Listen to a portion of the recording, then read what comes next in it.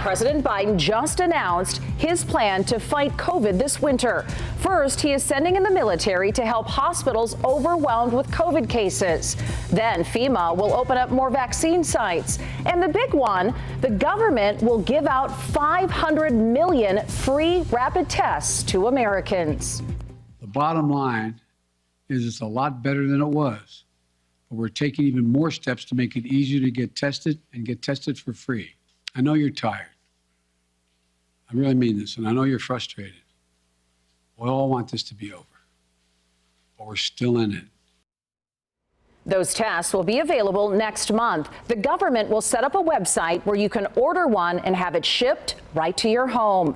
Those at-home tests have been really hard to track down, so many people are turning to testing sites like this one at Barnett Park in Orange County. Fox 35's Dave Puglisi joins us live there tonight. Dave, testing reached capacity there every day since last Wednesday. Right, that's right. And those who came had to wait, some of them over an hour to get in. Today, when the site did close, it closed about 2 hours early. Those who did get through say they made sure to make the extra time. It has been around like 1.5 hours. Raj Kumar and his UCF classmate were two of the hundreds who came to Barnett Park to get a COVID test before the holidays.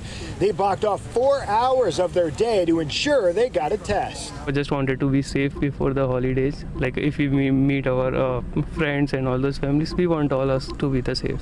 Barnett Park has tested nearly 2,200 people the last 2 days.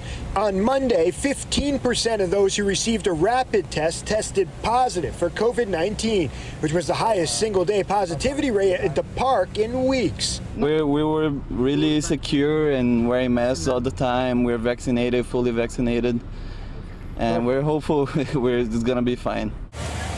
Experts say the Omicron variant spreads faster than previous variants, although symptoms appear milder. They say getting vaccinated and masking in high-risk situations continues to be the best way to protect yourself and the community. Now, experts say that the booster shot is proving to be highly effective against the Omicron variant. But if you do decide to come out here to get tested, it's important to know that this testing site will be closed on Christmas Eve, Christmas Day, as well as New Year's Eve and New Year's Day. So if you want to get tested, make sure to get out sooner rather than later.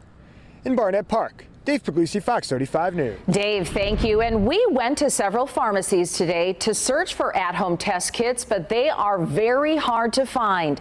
CVS says because of a recent surge in demand, the tests may be temporarily out of stock, but they are working to restock. And they also added that they offer rapid testing at their pharmacies. Luann, as more people get tested, the positivity rate in Florida is jumping fast. Take a look at the numbers here. Over the course of a week, that rate nearly doubled. Last week, it was 5.4%, up from 2.5%.